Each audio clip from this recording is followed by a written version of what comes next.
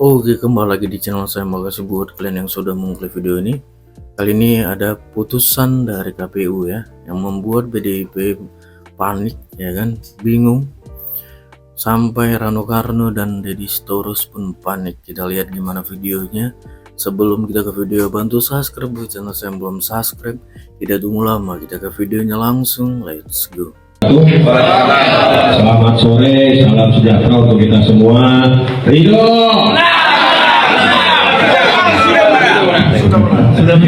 Atas izin wali kota terpilih dan wakil wali kota terpilih dan ketua tim pemenangan, saya sebagai juru bicara izin menambahkan, tadi data sudah dibacakan oleh Pak Sujarwiko. Selisih suara antara paslon 1 dan paslon 03 sekitar 7.000 lebih.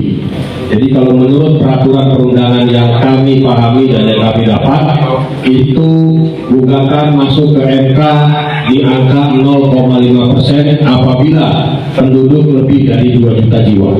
Dan alhamdulillah total suara sah ada 950.000 sekian.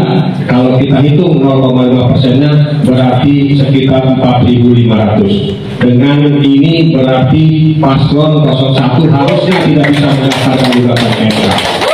Tapi apapun itu kami paslon 03 siap. Kalaupun semuanya harus sampai ke MK, kami sudah siapkan datanya secara lengkap. Kami sudah siapkan bukti-bukti di lapangan yang kami punya. Artinya kami sudah betul-betul siap menang.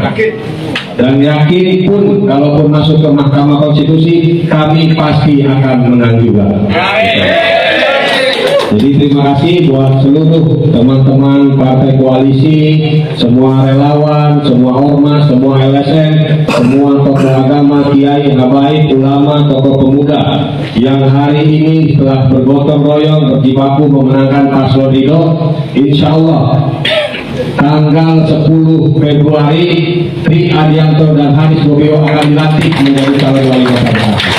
Setelah dilantik, tugas kita terus mengawal pemerintahan ini sampai 5 tahun ke depan.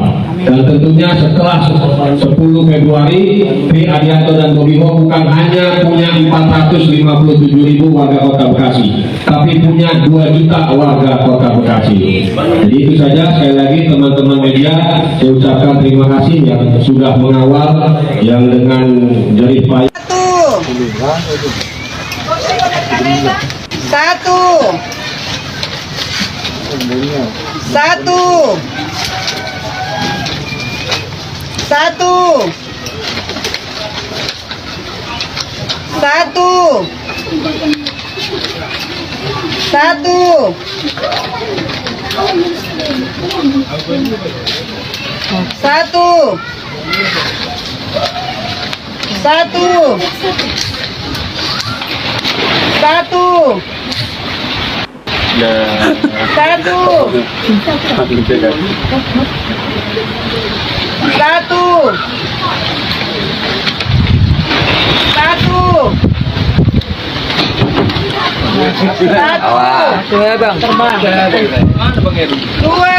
Oke, baru ada 2.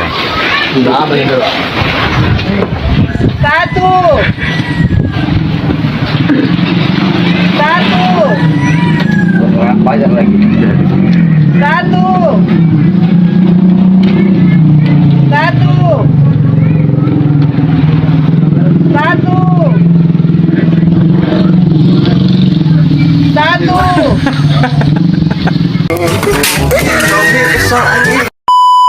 Infrastruktur tadi yang disebut oleh Bobby, itu yang disebut tadi di perbatasan-perbatasan itu jalan nasional, itu jalan-jalannya Jokowi yang belum terselesaikan. Mulyono. Yang keempat, Gubernur Sumatera Utara, apakah Anda merasa terganggu ketika tugas Anda, tanggung jawab Anda menjadi gubernur, kemudian juga menjadi ketua umum PSSI? apa urusan Anda menanyakan itu? Saya bertanya kepada Anda, Pak, apakah Anda merasa seperti itu? Kalau tidak, tentu Anda tinggal menjawab. Ini pertanyaan yang sederhana sesungguhnya, Pak Edi. Bukan hak Anda juga bertanya kepada saya. Wartawan punya hak untuk bertanya apa saja. Terima kasih. Saya juga punya hak untuk tidak menjawab. Saya menghormati akan tidak menjawab, Pak. Warga Medan, kenapa giliran kota Medan banjir yang kalian salah-salahkan si Bobi? Si Bobi itu kan wali kota, sampai detik ini yang menjabat gubernur itu Pak Edi. Jadi kenapa giliran ada musibah, banjir, aku baca komentar-komentar netizen, ini salah Bobi nih, nggak pandai ngurus Medan. Kenapa dikit-dikit Bobi? Coba kalian introspeksi diri. Aku ya, selama tinggal di Medan 12 tahun, sekarang aku udah di Riau, udah di Kerinci. Seringkali ku tengok lo orang buang-buang sampah di pinggir sungai itu. Aku kasih saran lah buat pemerintah ya, tolong setiap jembatan yang berhubungan dengan sungai dipasang CCTV. Jadi kalau ada orang buang sampah sembarangan, kasih aja hukum yang setimpal. Jadi jangan dikit-dikit asik nyalakan pemerintah, padahal otak kita pun masih centek. Ada tempat sampah, buang di sungai. Segala sesuatu plastik-plastik buang di sungai. Introspeksi diri. Jangan dikit-dikit nyalakan yang di atas. Makanya susah maju. Karena apa? Karena kita taunya nyalakan keadaan, nggak pernah belajar. Yang disampaikan oleh segelintir orang terkait parcok dan lain sebagainya itu kami kategorikan sebagai hoax, ya. Dan ada juga anggota DPR yang menyampaikan hal tersebut. Orang tersebut bahkan sudah dilaporkan ke MKD, ya.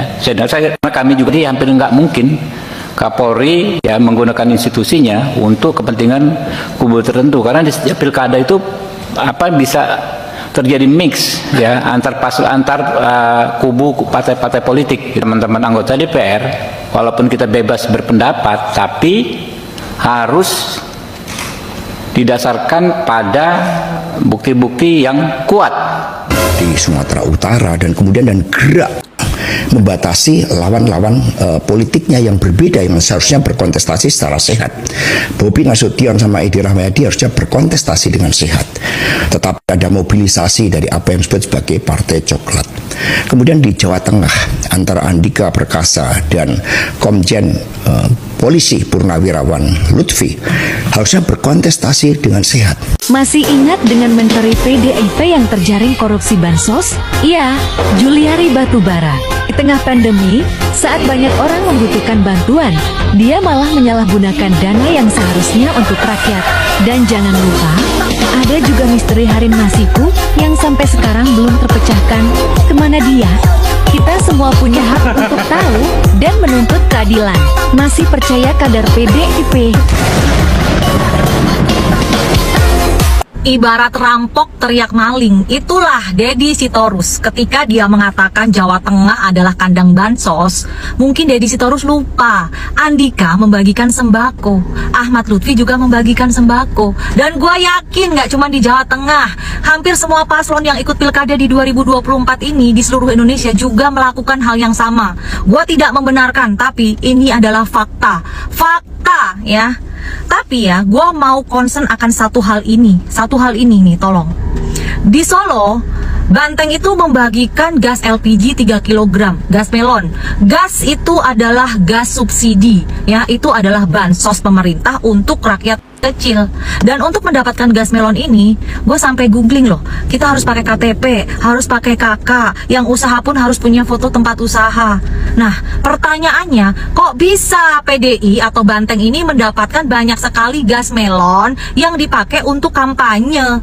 Di saat ya, di luar sana banyak yang mengalami kelangkaan gas melon, tapi Banteng bisa mendapatkan banyak sekali untuk dipakai kampanye.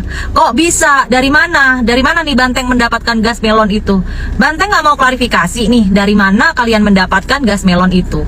Ya, dan ini nggak boleh loh, karena ini adalah gas subsidi, ini adalah bansos, gas ini adalah bansos dari pemerintah. Ya, kok bisa Banteng? Ayo, mau klarifikasi nggak tuh Banteng? Wakilkan tuh ke Deddy Sitorus.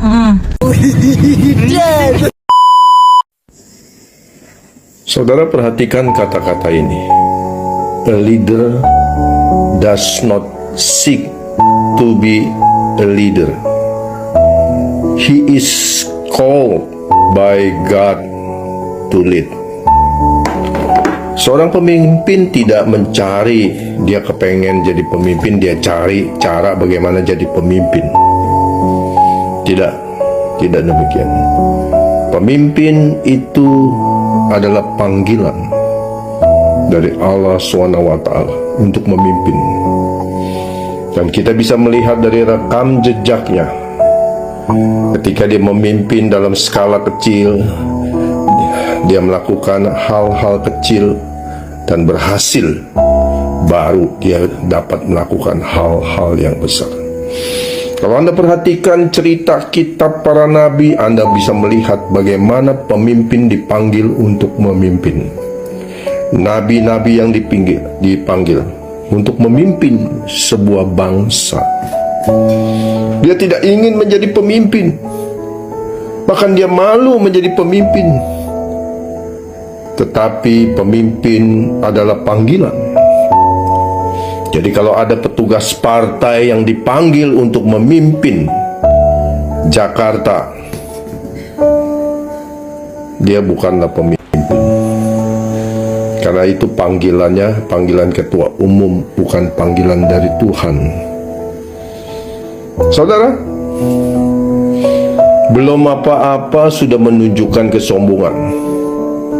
Itu bukanlah pemimpin. Seorang pemimpin adalah seorang yang rendah hati, orang yang tidak sombong, tidak jumawah.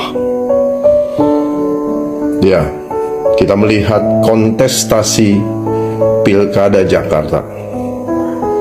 Nyaris Ridwan Kamil kalah dari Pramono. Tetapi sepertinya Allah mengizinkan adanya putaran kedua. Dan kalau itu terjadi, kita bisa melihat apakah benar ini panggilan dari Allah SWT. Seorang pemimpin bernama Ridwan Kamil akan memimpin Jakarta menjadi kota hebat. Ya, karena Ridwan Kamil kelasnya bukan kaleng-kaleng. Ya, sampai dia ditunjuk menjadi kurator ibu kota Nusantara. Prestasinya begitu luar biasa. Nah saudara, kita lihat putaran kedua. Saya yakin Allah telah memanggil seorang pemimpin untuk Jakarta dan Indonesia. Yes. Oke, itu dia videonya. Gimana menurut kalian, dan sampai bertemu di video saya selanjutnya. Buah.